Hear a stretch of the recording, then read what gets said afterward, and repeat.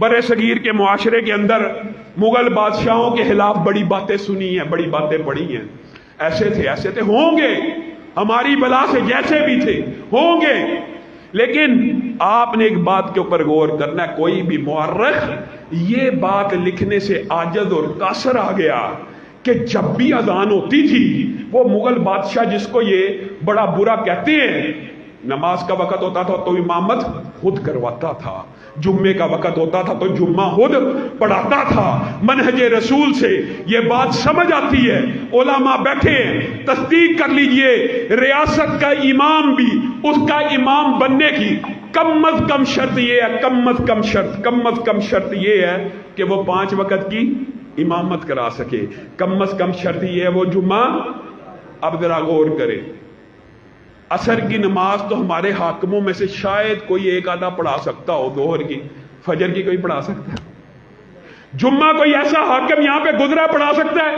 یہ وطن آپ نے لا الہ الا اللہ کی بنیاد پہ حاصل کیا، یہ وطن لا الہ الا اللہ کی بنیاد پہ حاصل کیا، اور آج 75 برس بیت گئے ہیں، ہر سیکولر، ہر لبرل پارٹی کو موقع مل گیا، اس وطن میں اگر نہیں ملا تو اسلام کو موقع نہیں ملا۔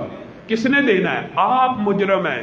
آج یہاں پہ آپ بھی اپنے ذرا دماغوں کو کھولیے، شرح صدر پیدا کیجیے۔ آپ سے میں پوچھتا ہوں، آپ نے ووٹ کس کو ڈالا؟ ابھی ہم کر لیں، آدھوں نے نون لیگ کو ڈالا ہوگا، آدھوں نے پی ٹی آئی کو ڈالا ہوگا۔ یہ ہمارے حالات ہیں، اور یہ سیکولر اور لبرل پارٹی خلاف اسلام قوانین منظور کرتی ہیں۔ ٹرانسجنڈر ایکٹ کے اندر تینوں پارٹیاں ملوث ہیں، جس نے ووٹ ڈالا وہ اس منظوری کے اندر اس گناہ میں شامل ہے کہ نہیں؟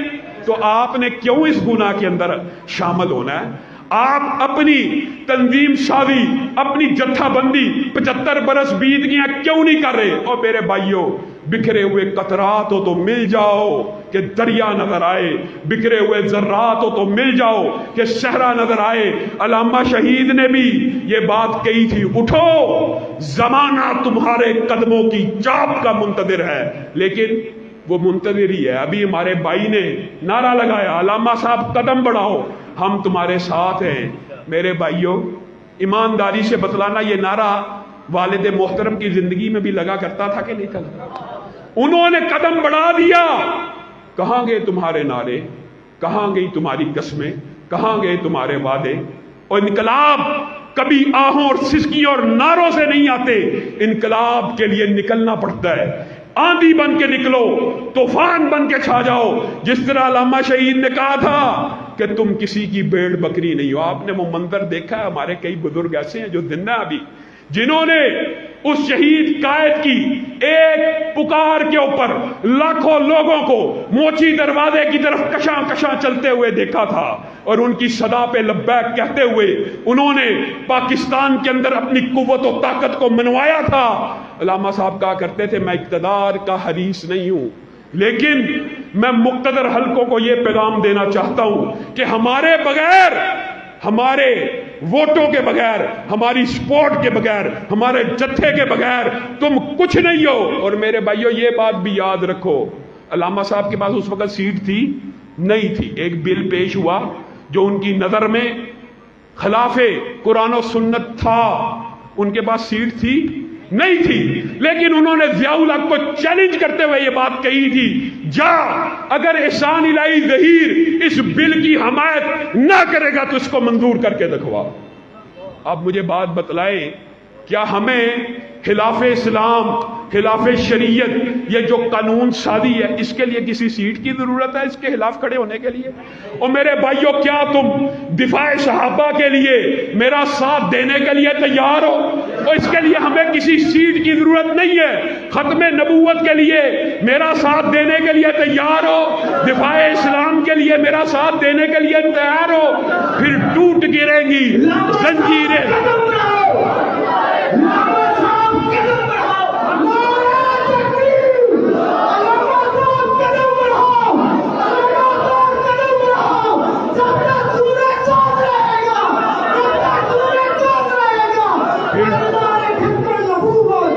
پھر ٹوٹ گریں گی زنجیریں اور زندانوں کی خیر نہیں، یہ دریا جھوم کے اٹھے ہیں، تنکوں سے نہ ٹالے جائیں گے۔ میرے بھائیوں، ایک بات شکوے کے طور پہ کرنا چاہتا ہوں، راہزنوں نے رہزنی کی ہے، راہبروں نے بھی کیا کمی کی ہے۔ حکمراں ہو گئے کمینے لوگ، ہاتھ میں مل گئے نگینے لوگ، یہ زمین جب تلک نہ لیں گے ہم، اس سے اگتے رہیں گے یوں ہی غم، روٹی کپڑا مکان ہم دیں گے، اہل محنت کو شان ہم دیں گے، اس خزاں کو مٹائیں گے ہم ہی، فصل گل لے کے آئیں گے ہم ہی انشاءاللہ۔ آپ نے تحریک دفاع اسلام و پاکستان کا ساتھ اس لیے دینا ہے کہ کچھ لوگ اعتراض کرتے ہیں، اور میرے بھائیوں ہم آج کروڑوں میں ہیں، دیوبندی، بریلوی، اہل حدیث اگر مل جائیں تو یقین مانیے یہ صرف اسلام پسند مل جائیں، ہمیں کسی لبرل اور سیکولر پارٹی کی ضرورت نہیں ہے، لیکن بالفرض دیوبندی بریلویوں کو آپ منہا بھی کر دیں۔ اہل حدیث ملک میں کتنے ہیں؟ 2 کروڑ سے زائد ہیں، لیکن کہاں ہیں؟ یا نون لیگ میں یا پی ٹی آئی میں؟ کہاں ہے اہل حدیث؟ 2 کروڑ اہل حدیث ہو اور ملک کے اندر خلاف شریعت قوانین بن رہے ہو، آپ کی اور میری غیرت کے اوپر تازیانہ ہے۔ آپ کو اور مجھے ہر وقت الرٹ رہنا ہے، ہمارے پاس سیٹ ہو تب بھی، سیٹ نہ ہو تب بھی کس کی جرت ہے کہ وہ سیدنا ابو بکر کے خلاف ہردہ سرائی کر سکے مارے ہوتے ہوئے؟ یا تو ہم مر جائیں یا تو ہم اس زمین کے اوپر زندہ نہ رہیں، پھر جو چاہے کوئی کرتا لگے، لیکن ہماری زندگی کے اندر اگر سیدنا ابو بکر کے خلاف ہردہ سرائی ہوگی ہم اس کو روکیں گے بھی اور اس کو ٹوکیں گے بھی، اس کے خلاف مقدمے بھی درج ہوں گے، اس کے خلاف احتجاج بھی ہوگا۔ اور یہ ختم نبوت کے منکروں کو بھی ایک بات کہنا چاہتا ہوں، اور گستاخان صحابہ کو بھی ایک بات کہنا چاہتا ہوں، تعالوا ندعو ابنانا وابناکم ونسانا ونساکم وانفسنا وانفسکم ثم نبتہل فنجعل لعنت اللہ علی الکاذبین۔ اگر تم دلائل سے نہیں سمجھتے تو آؤ مباہلہ کر دے قیامت تک کے لیے، جب تک زندہ ہوں، ہر قادیانی کے لیے، ان کے امیر کے لیے میرا چیلنج ہے کہ میرے ساتھ آ کے مباہلہ کر لے کہ رسول اللہ کے بعد نبی نبی نہیں آ سکتا۔ اگر تم سمجھتے ہو نبی آیا ہے تو احسان الہی ظہیر کے یہ بیٹے ابھی زندہ ہیں جو تم کو للکار بھی سکتے ہیں اور تمہارے ساتھ مباہلہ بھی کر سکتے ہیں۔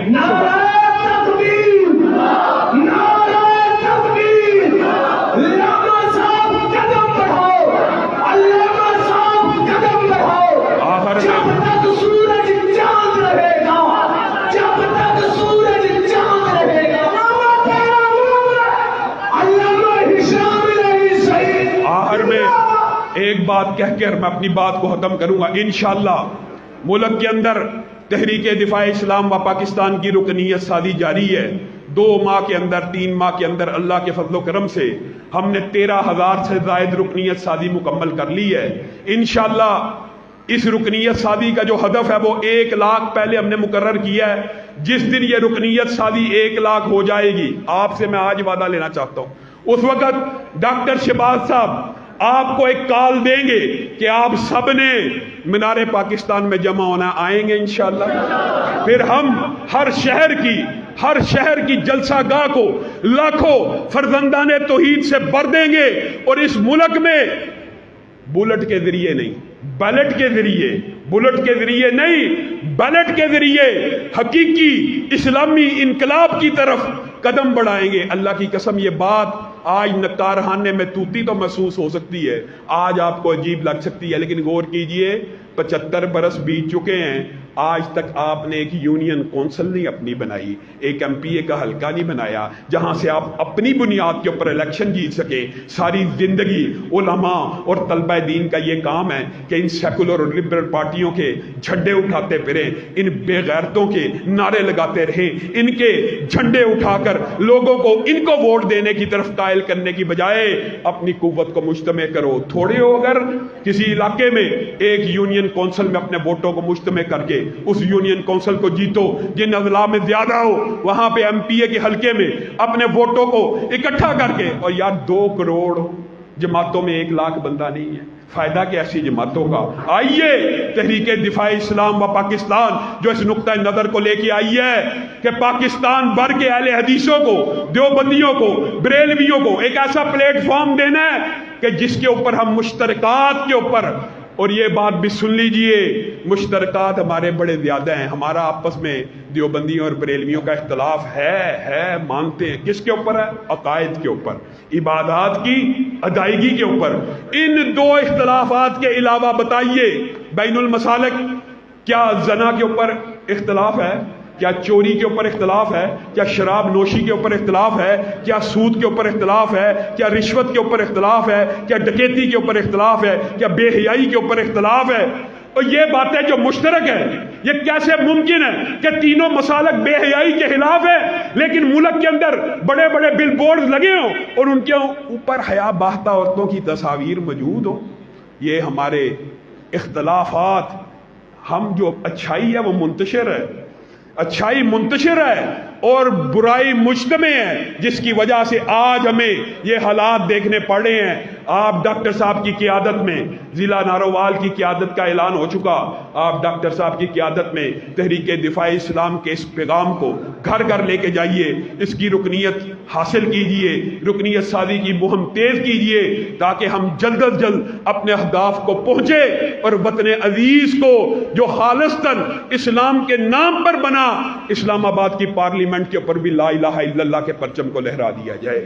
سبحان ربک رب العزت عما یصفون وسلام علی المرسلین والحمد للہ.